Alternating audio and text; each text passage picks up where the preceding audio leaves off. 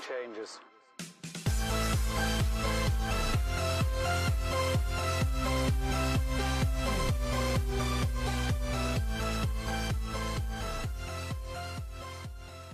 Hey, good evening, everybody. Welcome back to my channel. And as promised, I know this is a little late, but I want to give you guys probably the single best video I've ever given you on sourcing, especially post-pandemic, post-crisis, C-19, whatever you want to call it.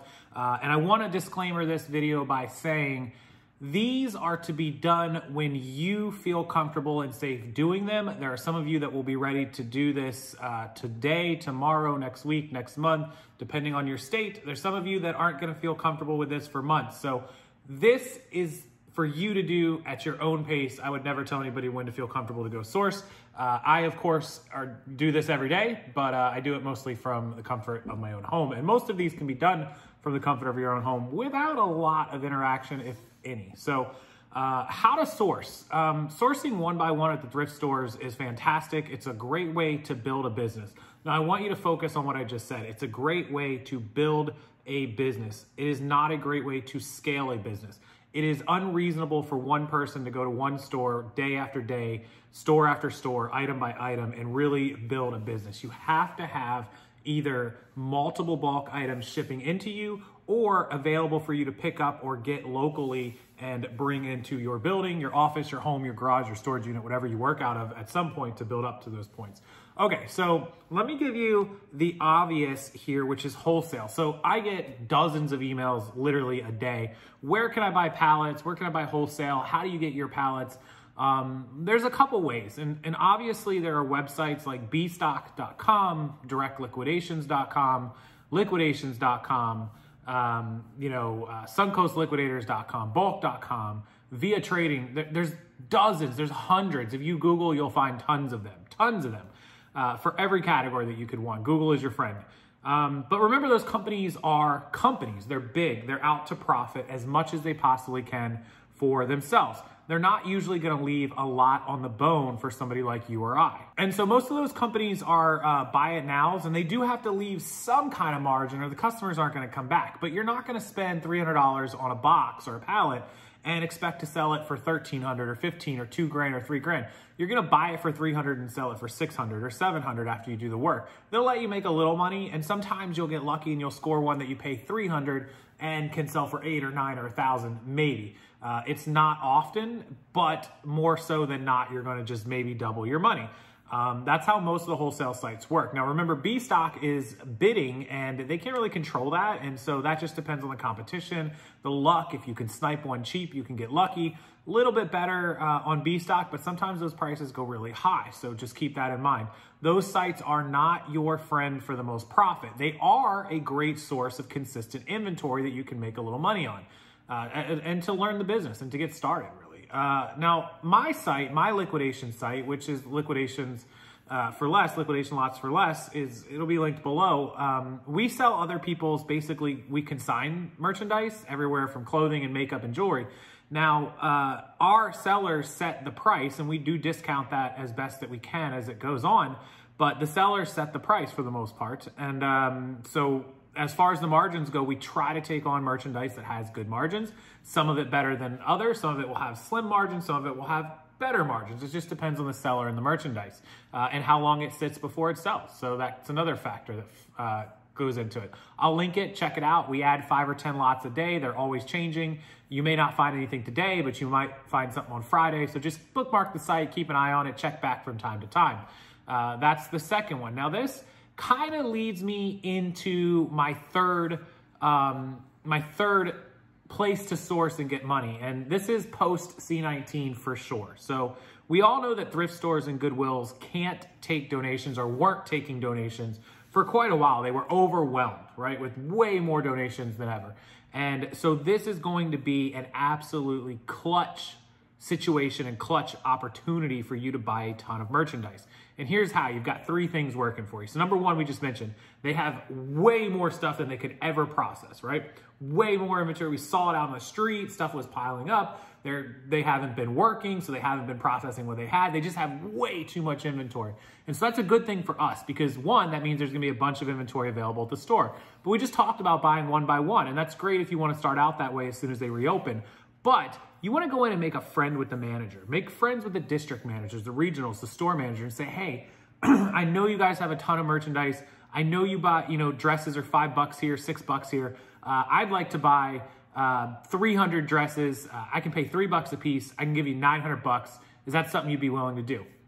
Now, 1, what's working for you is that they have a lot of inventory and they want to sell it. We just mentioned that. 2, they haven't been open, right? So they haven't been making any money. So somebody to come in and spend 50 bucks, who cares, right? But somebody wants to spend 500 or 1,000 or 1,500 and wants to do it regularly, that's something that they're interested in, right? I know they're a big corporation, but they're interested in that and they will make you deals. And 3, you are going to be able to buy all that stuff that's been piling up and possibly get a direct connection to one of those managers or stores. Maybe he can network you with the other stores around you. I have 3 Goodwills, maybe 4 within 30 minutes to an hour of here. Same with the Salvation Armies, we have 4. So a great opportunity with everything that's been going on to really work your way into Goodwill. And also think about your mom and pop thrift stores because they probably have a ton of inventory and they haven't been open. They're gonna wanna make as much money as they can to try to make up for the last 2 months. So another good chance to go in and just make deals. Don't feel bad about lowballing them. I'm not saying steal from them, but make them a fair offer, but get stuff cheap because they just wanna sell. Sell, sell, sell, that's the name of the game. And so that's kind of my 3rd tip for you guys. The 4th tip is the same for everyday people. So people haven't been able to have garage sales, right? They haven't been able to go to flea markets or swap meets or sell like they normally sold. So there's gonna be a lot of people with a lot of merchandise hanging around that they wanna sell as well. Make ads in your local Craigslist, offer up, let go, where you say, hey, you haven't had garage sales in 2 months.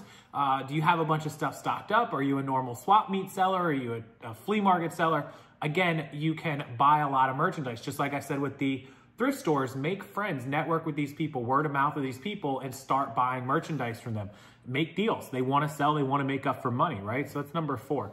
Number 5 is the same thing. Post ads that you want to buy off of places like Facebook and Craigslist and offer up, let go, whatever's left of them, because a lot of people are going to need money. That $1,200 stimulus check didn't last long, I assure you, and people need to sell whatever they can sell, so there's going to be opportunities to get deals. They may have been planning to have a flea market the week before the shutdown happened, and now they've got this huge garage full of stuff, and you say, hey, let me come take a look. All right, I'll give you 200 bucks. I'll take everything. Boom, fill up your truck, fill up your SUV. You've hit the nail on the head. So buying locally from people is another fantastic option. Again, when you feel comfortable and safe doing so. Okay, so moving on to number 7, and this is gonna sound a little bit cruel and harsh and cold, but it's just reality of the world and it's business, so don't take this the wrong way. With a lot of people being out of work and not having money, there's gonna be a lot of people that lose storage units. And so I think that there's gonna be a huge upswing in available storage units through the storage auction websites.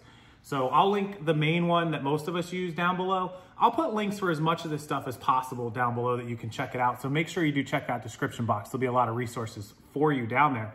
But storage units are gonna be fantastic. There's gonna be a lot of people, and it's sad, and I'm sorry, but business is business, and they're gonna lose those storage units whether you're buying them or not. So you can't really change that, right?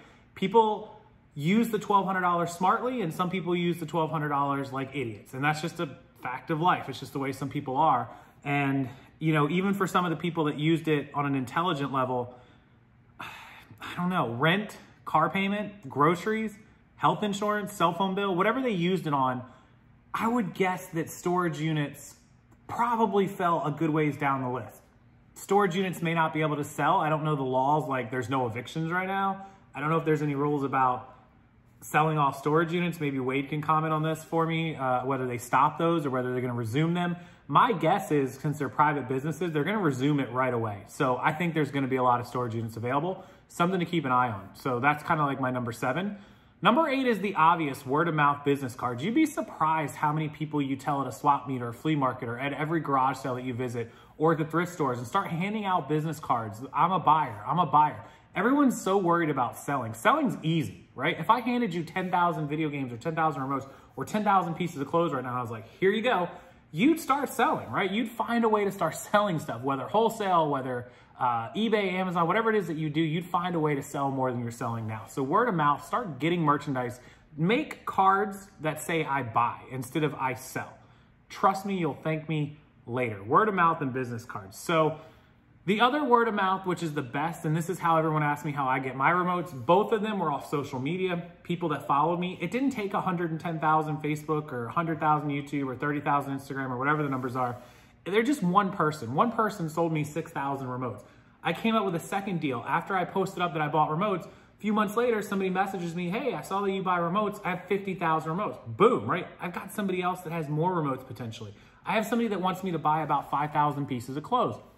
There's all kinds of these offers as you start word of mouth and networking through social media. Just like you give out business cards at local places, you will give out your social media business card, your contacts through all of these people, through Instagram, through consistent posting, through building. This is what I teach as part of, the social media how-to course. You also get, I did this alternate sourcing as part of a webinar that's included in that. It's all below. It's one link. I'll include that with the rest of the links if you want to pick it up. It's worth every second of your time, I promise you. So social media, Facebook groups, networking, there's all kinds of places to find people that are like, hey, there's groups dedicated to people that want to liquidate their inventory. There's groups dedicated to buying and selling. You might find somebody that's posting jeans every day for sale, and you message them and go, hey, I see that you're selling jeans every day. I'd like to buy 100 pair of jeans. What do you got? And maybe you can make a deal. It's just actually doing the work. I think a lot of you guys are, guys and girls, are waiting for things to fall in your lap, and it doesn't work that way. You have to reach out to people. There are people that come to me and say, hey, I've got X for sale, but I'm in touch with everyone. I'm at least putting the post out there. I'm baiting the hook, you know what I mean? I'm baiting the line, I'm throwing it out there, and I'm saying, hey, guys, I'm a bulk buyer, I'm a bulk seller, I do this for a living, this is what I want. And people are like, hey, I'd love to sell 100 pair of jeans, Casey. You'll buy them? And I'm like, yeah, sure, I'll take them. What do you got? What kind of price? They're not all winners. I can't buy everything. I have people that call me up and are like, hey, I got 100 Nike t-shirts, all used, good condition. I'm looking for 25 bucks a shirt. And I'm like, I'd love to help you out, but I can't really do anything with that. I can give you $3 a shirt. And they're like, oh no. And I'm like, hey, cool, man, I appreciate it. Hit me up next time you got something. Let's see if we can make a deal. Because you can't make a deal every time, but sometimes you can, right? So all the groups, the networking, everything, key, clutch, so important. And that's how I get a lot of my stuff. So the last way that I'm going to give you guys was this way: 1, 2, 3, 4, 5, 6, 7, 8, 9. This is like number 10, I think. Networking through an email list and a direct list of customers. And so capture the email. I know it's old school. A lot of people hate it, and that's fine. You can create a free email list at MailChimp. And when you do business with somebody, keep their email. Even if you don't do business with them, keep their email. Say, hey man, is it cool if I keep your email? Keep it for later. And every once in a while, you can create a website, a free website through Wix or through GoDaddy or whatever, and you can pay for the hosting. It's really cheap. You can do 10 bucks a month or $5 a month. And you can have these websites through different platforms and servers. You could create a Shopify store for $29 a month. And what you can do is you can direct people over to this as like a main landing page that says, hey, my name is so-and-so. This is what I do. I buy, I sell. I appreciate you taking a look. And you can create a capture, an email capture on there. And I show you how to do this on the social media training. And people can visit the website. You can direct everyone to the website and say, hey, just drop your email and, I'll shoot you out some stuff. And you can put out an email that says, hey, does anybody have anything they want to sell? Do you want to liquidate your inventory? Do you want to sell off all of your stuff?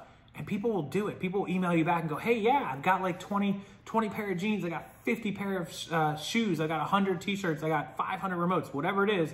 Boom, now you've got emails going out to people. You always have to get permission to add somebody to an email list. You have to ask them, hey, is it cool if I add you to an email list? You have to.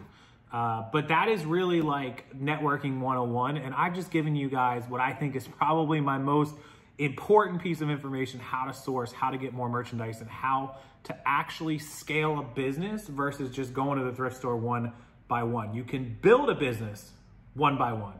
You cannot scale a business one by one. Keep that in mind. It is my greatest piece of advice to you guys. You have to think bigger, and everything I just gave you, which is listed here on the iPad, everything I just gave you right there is how you're going to do it. You're going to scale, you're going to network, you're going to reach out to people, you're going to post ads, you're going to talk to people, and you're going to make friends and connections. Otherwise, you're in this alone, and it's really hard to do business alone. So if you have questions, comments, concerns, down below as always, that box below this video, it's right down there, is full of all these links. I'll link you the wholesale sites. I'll link you my wholesale site. I will link you the storage auction site. I'll link you my social media and reselling training bundle if you want to pick that up, just $20.20. You're going to get the webinars and the alternate sourcing and the social media and how-tos. I'll link you everything that you'll need below, so check them all out. It's worth taking a few minutes. And if there's anything else I can do for you guys, please let me know. Stay safe, have fun, make some money, and I look forward to reading your comments. As always, hit that like button. Make sure you subscribe to the channel for more great videos coming soon, and I'll see you guys again tomorrow.